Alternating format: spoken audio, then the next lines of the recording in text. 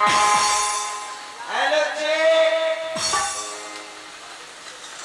लोग के दुख हम देखो तारी तो बड़ी हमरा तो अपनी भी बुझाता है कहीं किया कहीं गोली लगी का कहीं ना कहीं कहीं तो लोग के दुख होइबे करी आ ना कहीं तो कहीं पर होइबे करी ये काम करी लोग के इतना ही पछाड़ी खड़ी वाले आगाड़ी आगे पकड़ के अपन जगह बैठी लोगी तो तब सुनिए आवाज दे भैया हेलो आई लोग बैठी लोग भैया ना बैठे लोगी कपड़े बैठे लोगी चली लोगी रउआ लोगी के मर्जी रउआ लोगी बैठी लोगी चाहे मत बैठी लोगी रउआ लोगी रात भर खेले ना रही लोगी एमे कोनो दिक्कत नहीं है भाई बड़ी खुशी के बात रउआ सब श्रेय दे रत के भेंट मुलाकात भइल बा ए रउआ सब आइटम पर आइटम सब कोई के कलाकारी देखली लोगी बहुत लोग वही पे से इंतजार करत है कब जो करवा आई जे वो प्रोग्राम देखे अपना अपना घर चल जाई बड़ी बढ़िया बात भाई ये भेंट मुलाकात पर शांतिपूर्वक से बैठी लोगी आ थोड़ी देर खातिर तनी चुपराई के मजा उठाई लोगी लेकिन एगो बात कहे जवान भी बात बोले जवान भी बात कहे भैया हो हमें ने के ना कहे हम अपना ही है के कहे अपना ही है जाएंगे तो इनने के बताएंगे ये एरिया में रहने अपना ये एरिया के बताएंगे का है पिटाई के डरे कोई मानतानी केहू से बर्दाश्त ना भइल के खिसिया के तू हुला मारी बमर मिया दे मौका दे ऐसे ने के कुछ ना कहे तो भाई हिंदू भाई के सलाम अलैकुम हिंदू भाई के सलाम अलैकुम मुसलमान भाई लोग के प्रणाम घर पड़ेला मोरवा स्टेशन बेलवा बहुवरी हरे राम चोकर बा हमर नाम इतने में आई ईश्वर भाई बड़ी दूर से आई बानी प्यार के संदेश ली आई बानी बड़ी दूर से आई बानी प्यार के संदेश ली आई बानी जवान भाई लोग के घरे घरे बुढ़ऊ लोग के निहुरा के नाक से तो देखियो पर अंगुरी लगा के बुढ़ऊ लोग बहुत लोग सारे जो करवा हो बनिए के टिकौले बका दिए कितना बुढ़ऊ करिए के हो किलो में ना हम केहू के कुछ ना कहे भैया एक काका मौसा काहे ओरिजिनल बात कहे रउआ सबके समझ में आई तो समझे लोगी ना समझ में आई तो हम खुद बाद में समझा दे यही के बात लेके भाई काहे बनिए जवान भाई लोग के घरे घरे बुढ़ऊ लोग के निहुरा के ना घुसे तो देखी ऊपर अंगुरी लगा के देखन लोग जवान भाई लोग बारे लोग जवान भाई लोग के जवानी बा जवान भाई लोग के देह में टेम्परेचर बा जवान भाई घर भीतर जरा लोग खाना खाए खतिरा तो देखन लोग जवान भाई दुवरिया के पहले एरिया के जुतवा निकालने लगे चली रे आ गइले 10 रुपया चली बड़ी बढ़िया बात भाई ये 10 रुपया भेटाई मर्दाना आदमी इज्जत करिए बा काहे तो जोकर के नाच के केहू 10 रुपया ना देला सोचेला लोग ए चल जोकर नु आई बा भकर पकर करिया चल जाई हमरा लगे चुमुक नहीं खेनु और आई बा चली 60 रुपया भाई 10 रुपया भाई यही तरह हमरो लगे आवत रही रउआ लोग देते रहन लोग तो हमरो अच्छा लागी बड़ा पैसा बा तो भाई 70 रुपया बाटे हम अपने पूरे पार्टी के तरफ से लाख लाख शुक्रिया धन्यवाद नमस्कार करत हनी तो भाई काहे कोई नहीं देखी जवान भाई लोग बड़े लोग घर भीतर जाला लोग तो एरिया के चुनवा पहले दुवरिया से पहले एरिया के आ निकाल के घर भीतर चल जाला घर भीतर जवान भाई जाला लोग खाना खा के आवेला लोग तो देखे लोग इन घरे घरे चुटुआ में पूरा घुसिया के जवान भाई चल जाए पूरा ऐसे देखिए मुन्ना भैया के तरफ से हमारे मालिक की तरफ से 100 रुपया आई बा वहाँ के बाल गोपाल के घर परिवार के अगल बगल के गांव एरिया के ऊपर वाला बरकरार रखो वहाँ के बढ़ती देश वहाँ के बरकत मिलो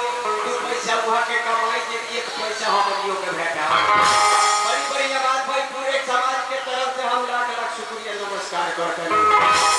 भाई। देखे लोग बूढ़े लोग दबाए लोग, बूढ़े लोग कहते हैं टेम्परेचर रहेला ना, बूढ़ा लोग के खोखी गसियौले रहेला, ठंडी पिठियौले रहेला, आ बूढ़ा लोग कथी के जूता पहिरेला तो प्लास्टिक के, बूढ़ा लोग प्लास्टिक के जूता पहिरेला लोग कैसे गोड़ घुसियावेला लोग, बूढ़ा लोग के पीछे जूतवा मोड़ला जाला, जूता मोड़ला जाला चले बूढ़ा लोग निहुर के ओकरा में उड़ियावेला लोग ना चले गोड़ घुसियाला ना। कथी करिया रंजीत कथी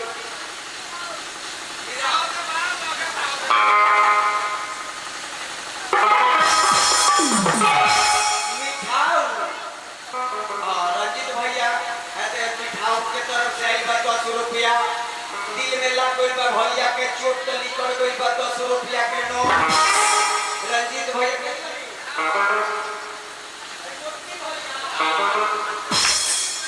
मिठाई भैया काहो डरुआ भैया ना बहुआ मारे हर कोई कोई की जो खुदियत तो दूसर भाई का घुसत रहनी। ये बबुआ के दिल में लग गई बा चोट, मिठाई बबुआ के तली पड़ गई बा 10 रुपया के नोट। ई भैया के 10 रुपया काटी मारे बबुआ के 10 रुपया ना ले, 10 रुपया अपने अकाउंट से दे दे। ए मिठाई भैया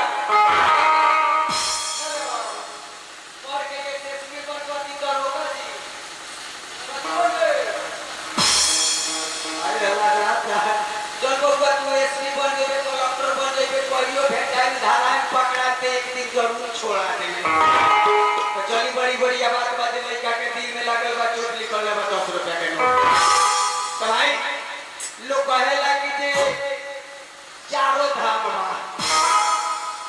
आ चारों धाम के बाते हटाइले कि एक नंबर का दिन पहिल का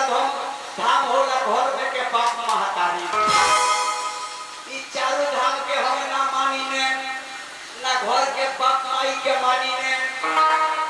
हमार धाम बा बनल बरकरार एकदम हमार मौगी के धाम। काहे हमार मौगी के धाम के हम पूजा करी ने, बाबूजी लगे जाई ने ते बाबूजी कहेले कि दिन भर बनाना चल घूमत एने ओने रहता, रुपया कमात नहीं के एक बार बच्चा के देखी। माई के लगे जाई ने तो माईयो बोले ले भैया हो, आ मौगी के लगे जाई ले केतनो बोले ले बरियावे ले, लेकिन हमरा फर्क पड़े वाला नहीं है। ऐसे खाई ने चाहे ना खाई ने, रात भर मौगी के गोरखानी सूत रही ने, सवेर हो गया उठ के देखे नहीं तो बुझाला रात भर बाबा धाम जोर भर के आई बनी का। इससे फर्क मिलेला है भाई। का कहीं वालों से एगो बात मन पड़ गई, एगो गांव में बारात आई है, बारात में पंडित जी के लगान रहे, पंडित जी के लगान रहे। जानते बानी लोग पंडित जी बारात में जाला तो कन्या निरीक्षण में पंडित जी लोग के लगान पड़े। बेटा पक्ष के पंडित जी पैंट शर्ट पहिन ले रहले, बेटिया पक्ष के पंडित जी धोती पहिन ले रहले। गर्मी के समय रहे, पंडित जी हबर गबर नहाइले, पंडित जी के धोती पर एने के पंडित जी के टेकी कहत में भाई कुमार वाली दे हो अपने के पंडित चली बड़ी बड़ी बात भैया के नमस्कार करते 10 रुपया आगे बैठे। पंडित जी का कहे गर्मी के समय रे हबर गबर नहाइले, पंडित जी नहा के का कइले जे अंडरवियर छोड़ देले, धोती पहिन के चल देले। पंडित जी कइले देख ले जे बेटिया पक्ष के दरवाजा पर टेंट हाउस के पंखा लागल बा, कुर्सी सजावल बा, बैठे वाला केहू नहीं है। पंडित जी का कइले एगो कुर्सी खींच के गोल रख देले, एगो कुर्सी खींच के बैठ गइले, टेंट हाउस के पंखा पंडित जी अपना का और घुमा ले। पंडित जी के पंखा के हवा लागत गई, पंडित जी अहुआ गइले, पंडित जी के हवा से धोती हट गई, पंडित जी के ब्लूटूथ लौटे लगा। कल के बेटा पक्ष के पार्टी चल गई, बेटिया पक्ष के अंगना में। आ जानते बानी लोग के माई बहनी लोग कन्या निरीक्षण में कैसे गाड़ी गावेला प्रेम के हित लोग जाला बेटिया पक्ष के अंगना में। आ माई बहनी लोग कैसे प्रेम के गाड़ी कन्या निरक्षर में गावेला लो पंडित जी तलपुरैया के मंत्र पढ़ले लड़का लड़की के शादी होत है करावेला ऐसे माई बहन लोग कन्या निरक्षर के गीत गावेला तलपुरैया के बेरा पंडित जी सुत गइल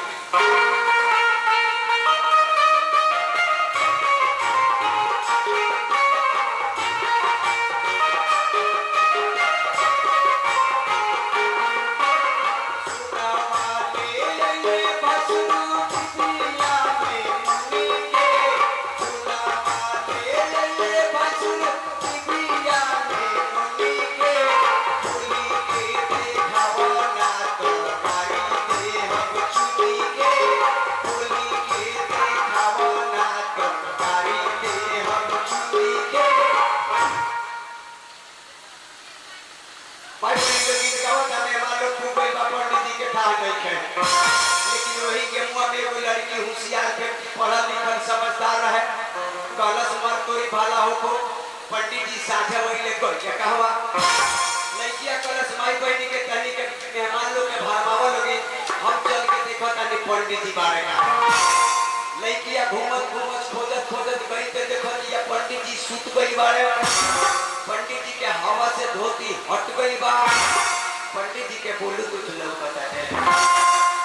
लेकिन लड़कियां बड़ी होशियार व्यक्ति रहे कलश की जब पंडित जी के जगावत आई